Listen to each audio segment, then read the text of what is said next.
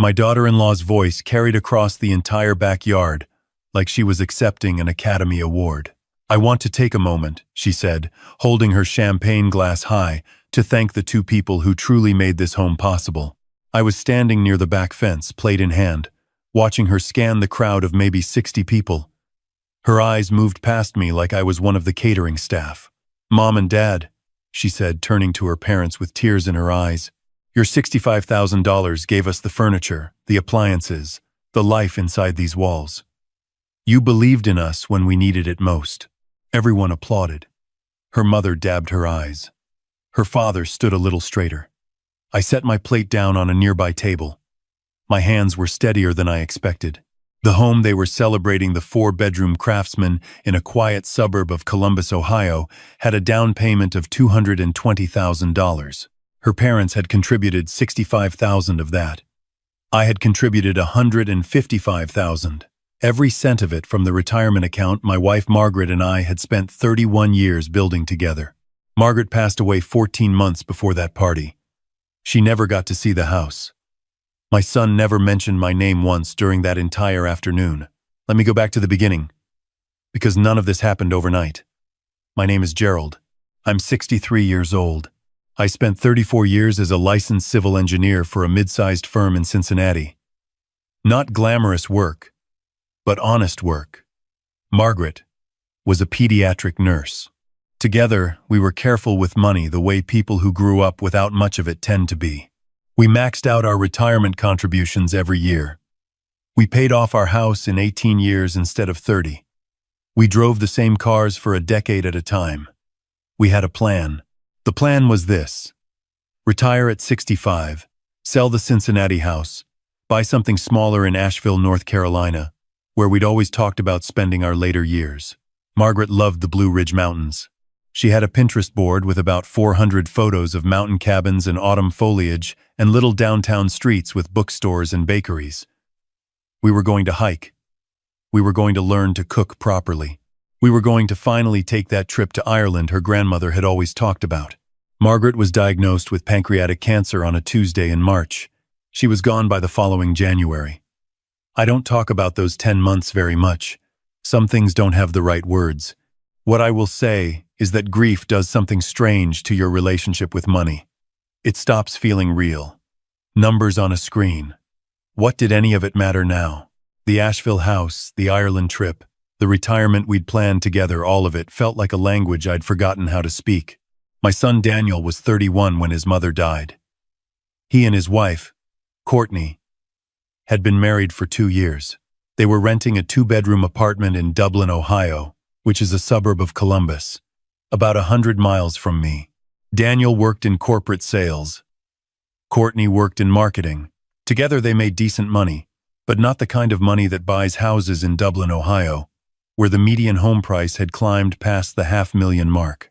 About 4 months after Margaret's funeral, Daniel called me on a Sunday evening. "Dad," he said, "I want to talk to you about something, and I want you to know up front that there's absolutely no pressure.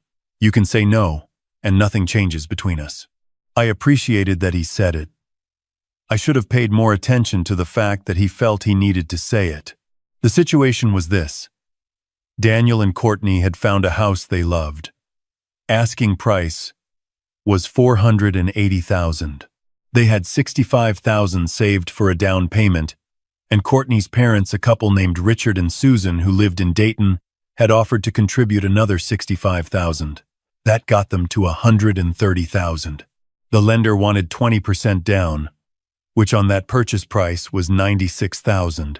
So they were actually more than covered on the minimum, but Daniel explained that putting more down would lower their monthly payment significantly, and there was also the matter of closing costs, moving expenses, and some immediate repairs the house needed. "We're short about $155,000 to do this the right way," Daniel said. I remember sitting in the kitchen that Margaret had picked out the tile for, looking at the coffee maker she'd bought on sale at Bed Bath & Beyond 8 years ago, still using it every single morning because I couldn't bring myself to replace it. "I can do that," I said. "Dad, I want to be clear, this would be a loan. We would pay you back. I'm thinking we set up a formal repayment schedule, maybe 5 years, and we can talk about interest." We don't need to charge each other interest, I said. I still want a proper agreement, he said. I want to do this right. And here is the thing I want to be honest about. I was proud of him for saying that. It seemed like the responsible, mature thing to say. It seemed like evidence that I had raised a man who understood the weight of what he was asking. I contacted my attorney, a woman named Patricia, who had handled Margaret's estate, and asked her to draw up a simple promissory note, $155,000, to be repaid over 60 months in structured installments, beginning 6 months after the loan was disbursed. No interest, because he was my son, but a legal document, signed by both Daniel and Courtney. Courtney hesitated when it came time to sign. It feels so formal, she said, on the phone, when Daniel was walking her through it. It's just paperwork, Daniel said. Dad's protecting himself. It makes sense. She signed. I wired the money in April. They closed on the house in May. Daniel called me from the driveway of their new home and described every detail: the oak floors, the built-in bookshelves in the study, the backyard big enough for a garden. He sounded so happy. I sat on my back porch in Cincinnati and listened to him, and for a little while I felt something close to joy. The housewarming party was scheduled for August, 3 months after they moved in. By then they'd done some painting, bought furniture, had a new backsplash installed in the kitchen. Courtney had a gift for interiors. The place looked genuinely beautiful in the photos Daniel texted me. I drove up on a Saturday morning. 2.5 hours. I brought a bottle of good bourbon and a card, with a handwritten note, something about new beginnings, about how proud his mother would have been. I worked on that note for about 40 minutes the night before. I pulled up to the house and there were cars lining both sides of the street. A woman I didn't recognize was standing near the front door with a clipboard. Literally a clipboard, at a housewarming party. "Hi there," she said. "Name?" "Gerald," I said. "I'm Daniel's father." She looked down at her clipboard, ran her finger along it, looked up at me with the particular expression of someone who has to deliver bad news to strangers on a regular basis. "I'm not seeing you on the list," she said. "Let me just check with Courtney real quick." I stood on the front porch of the house my money had helped buy while a woman with a clipboard went inside to confirm whether I was allowed to enter. Daniel appeared at the door about 90 seconds later. He looked embarrassed in a way that suggested he'd known this might happen and had not done anything to prevent it. "Dad." "Hey. Sorry, Courtney. Just wanted to manage the head count. It got a little out of hand with the RSVPs. "It's fine," I said. It was not fine. Inside, the house was full. Maybe 60 people, many of whom I didn't know. I recognized Richard and Susan, Courtney's parents, holding court near the kitchen island like hosts at their own party. Richard shook my hand with the energy of a man who had just won something. Susan kissed my cheek and said the house was just gorgeous, wasn't it? Just absolutely gorgeous. "It really is," I said. I found a spot near the back of the yard. I got a plate of food. I talked to a few people. Daniel introduced me to his work friends, a couple from the neighborhood. Everyone was warm enough. It was a nice party, objectively. And then Courtney tapped her glass, and the yard went quiet, and she gave her speech. "I've already told you how it went. What I haven't told you is what I did afterward, which was nothing. Not immediately. I finished my food. I said goodbye to Daniel. I told Courtney the house looked beautiful. Because it did. I drove 2.5 hours home to Cincinnati. I sat in my kitchen. I did not sleep well that night. I want to be fair here, because I've had a lot of time to think about this. It's possible Courtney simply forgot. It's possible the speech she prepared in her head focused on her own parents, and she got caught up in the emotion of it and didn't think. It's possible my son assumed I wouldn't need public acknowledgement, that I was secure enough not to require it. But here is what I kept coming back to. Lying awake at 2 in the morning. She had described her parents' contribution as what made the house possible. Their $65,000, not the combined $220,000. Not the total picture, just their $65,000, which meant she either didn't know the difference or she did know and chose to present it that way anyway.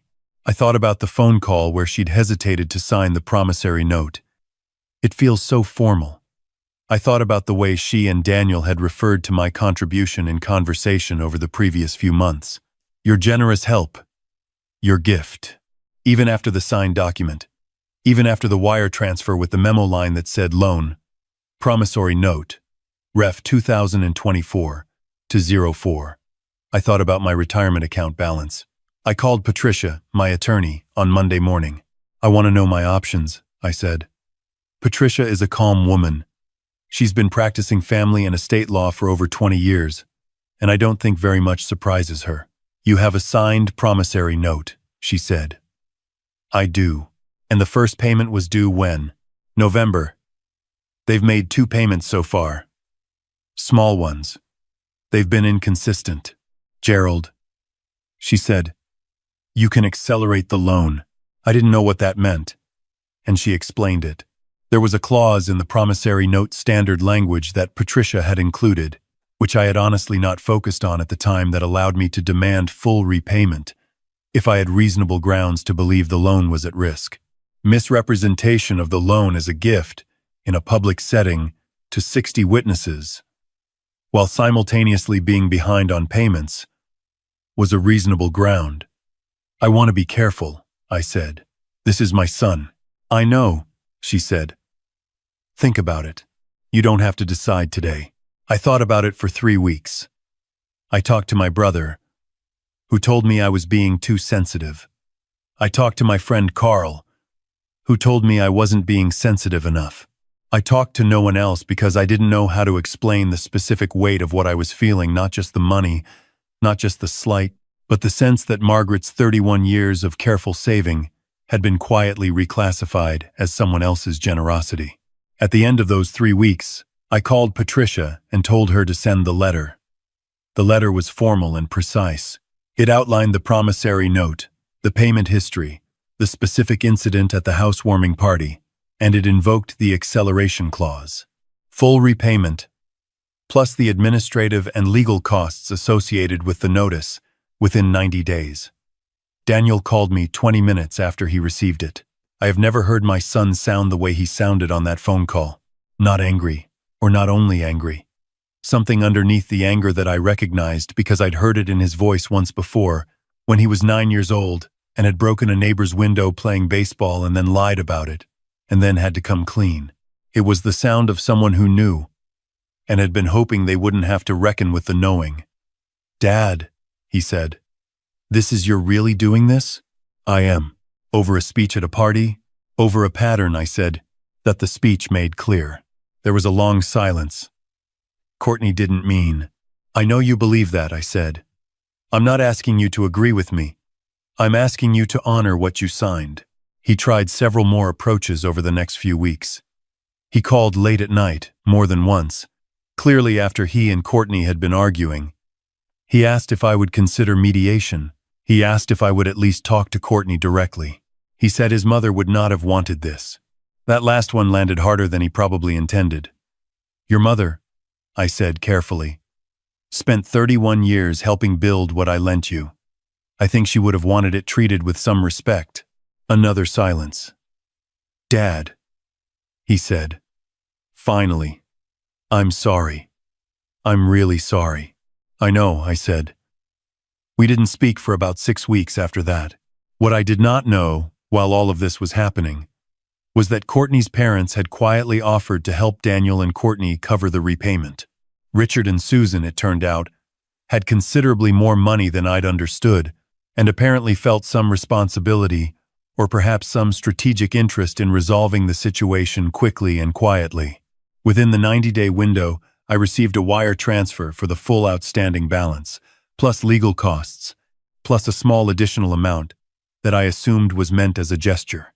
Patricia confirmed the account. Everything cleared. I sat with that for a while. Then I made a phone call not to Daniel, not yet, but to a travel agency I'd driven past 100 times in my life and never once entered. Margaret had a list, an actual handwritten list, in a small green notebook she kept in her nightstand, of places she wanted to go before she died. She'd called it, with characteristic dry humor, her "Before I'm Dead" list.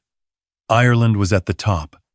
Below it, in her looping cursive, the Scottish Highlands, Dingle Peninsula, a pub in Galway, seeing the cliffs of Moher at sunrise. She never made it. But I still had the notebook. I booked a 17-day trip, Dublin to Galway, to the Dingle Peninsula, to the cliffs of Moher, to the Ring of Kerry. I rented a small car and planned to drive on the wrong side of the road, which terrified me and which Margaret would have found absolutely hilarious. I packed her green notebook in my carry-on. I told Daniel I was going, in a text message, 2 days before I left. I didn't explain why or what the notebook meant. Some things don't need explaining. He replied, "Be safe, Dad. I love you." I stood at the cliffs of Moher on a Tuesday morning in October, in a light rain, with the Atlantic stretching out forever below me, and I opened the green notebook to the first page. Margaret had written, at the very top, above all the destinations and all the plans, "Why are we waiting?" She'd written that as a question, I think, a reminder to herself, a prod against the tendency, the very human tendency, to defer the good things, to save them, to say, later, when the time is right, when the money is there, when the kids are settled, when everything is in order. The money had been there. The time had never felt right, and now here I was, standing at the edge of the continent alone, in the rain, doing the thing we'd always said we'd do. I won't tell you it felt like enough. It didn't, entirely. There are no replacements for the person you were supposed to share something with, but it felt like something. Daniel called me the evening I got back to my hotel in Galway. We talked for almost 2 hours, about his mother, mostly stories I hadn't told him, small things I'd been holding on to, about the promissory note, and what it had really been about, and why. About Courtney, who he said had been doing a lot of thinking and was not yet ready to call, but wanted me to know she understood things differently now. "I should have said something that day," Daniel said. "At the party. I saw your face. I told myself it wasn't a big deal, and I knew it was a big deal." "I know you did," I said. "Dad, I'm sorry about the money, about all of it." "The money is settled," I said. "That's not what I need from you. What do you need?" I thought about that for a moment, looking out my hotel window at the lights reflecting off the River Corrib. "I need you to call me on Sundays," I said. "I need you to come down to Cincinnati for Thanksgiving instead of spending it with Richard and Susan every single year. I need you to act like I'm your father." He was quiet for a moment. "Yeah," he said. "I can do that. I don't know how this story ends yet. Daniel and I are in an early, careful place, the kind of place where you're both trying not to say the wrong thing, where every phone call is a small act of reconstruction. Courtney and I haven't spoken directly, and I'm giving that the time it needs. Some bridges you rebuild from both ends simultaneously. Some you can only approach from one side at a time. What I know is this: I did not spend 34 years engineering things, structures, meant to hold weight, to bear load, to remain standing, to watch something I built be quietly handed to someone else and called their work. I did not watch Margaret fill a green notebook with dreams, to have those dreams treated like loose change. I am 63 years old. I drove on the wrong side of the road through County Kerry in a light rain. I stood at the edge of the Atlantic with a dead woman's handwriting in my hands. I have places left to go. The notebook has 14 more entries. I intend to visit every single one.